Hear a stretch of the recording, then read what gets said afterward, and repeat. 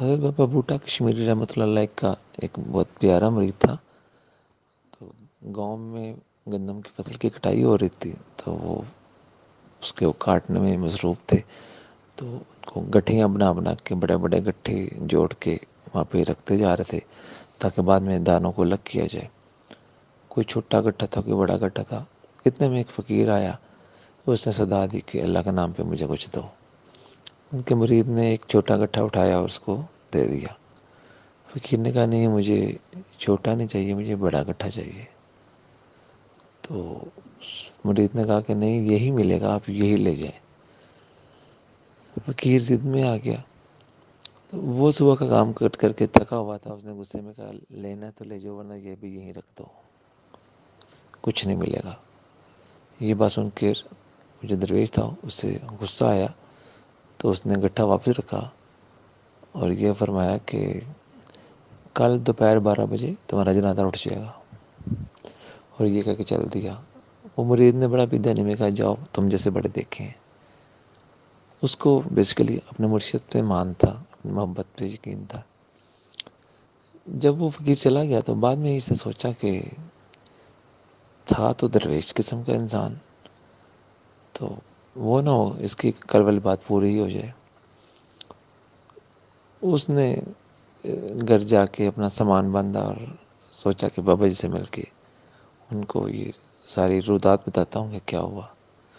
وہ بابا جی کے گھر گیا تو ان کے گھر والوں نے کہا کہ جو بابا بھوٹا کشمیری ہیں وہ ساتھ والے گاؤں میں کسی کام سے گئے ہیں، آپ ان سے وہاں ملنے چلے جائیں.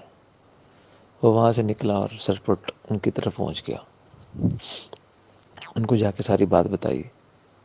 تو بابا جی اہل نظر تھے، انہوں نے غور سے دیکھا اور سے کہا بیٹا کیا تھا اگر تم ان کو بڑا گٹھا دے دیتے تو کچھ تمہارا کچھ بگڑنا تو نہیں تھا. تو وہ پریشان ہوا کہ حضور بس وہ میں صبح کا کام پہ لگا ہوا تھا، تھکا تھا، تو وہ ضد کر رہا تھا، میں تو مجھے غصہ آ گیا، میں نے کہا نہیں دینا. تو انہوں نے کہا خیر بیٹا چلو چلتے ہیں، دیکھتے ہیں، مجھے وہاں لے کے چلو جہاں پہ اس فقیر نے تمہیں یہ بددعا دی تھی. وہ مرید ان کو اپنے ساتھ لے کے اس جگہ پہ آیا. تو انہوں نے کہا اس کا مطلب ہے کہ وہ کوئی اللہ والا ہے کہ آس پاس ہی ہوگا، چلو ڈھونڈتے ہیں، تلاش کرتے ہیں. تو انہوں نے تلاش کرنا شروع کر دیا. تو وہ ایک جگہ پہ وہ درویش بیٹھا ہوا نظر آ گیا. بابا بھوٹا کشمیری ان کے پاس گئے تو بڑی عزت احترام سے سلام کیا اور انہوں نے کہا کہ جناب غلطی ہو گئی ہے، معافی دے دیں. تو وہ غصے میں بیٹھا ہوا تھا. اس نے بڑی اونچی آواز میں کہا حق جو کہا ہے وہی ہوگا، جو کہا ہے وہی ہوگا، کل 12 بجے اس کا جنازہ اٹھ جائے گا.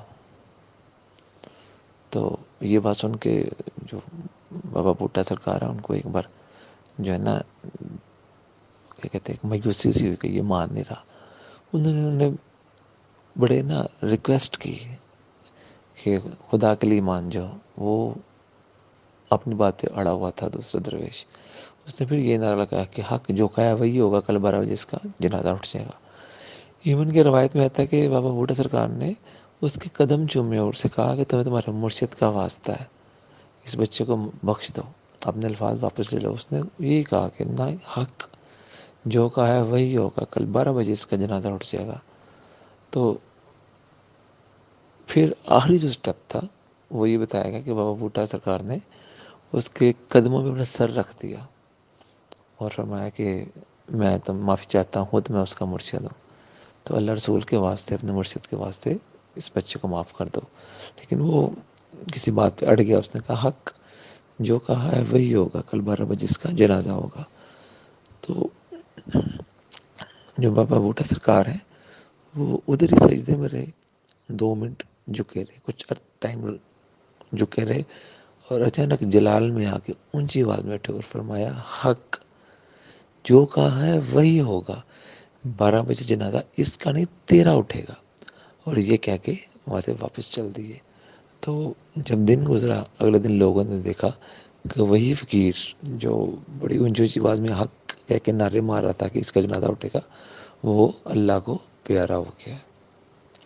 یہ ایک مرشد کی اپنے مرید کے ساتھ محبت کا اظہار ہے.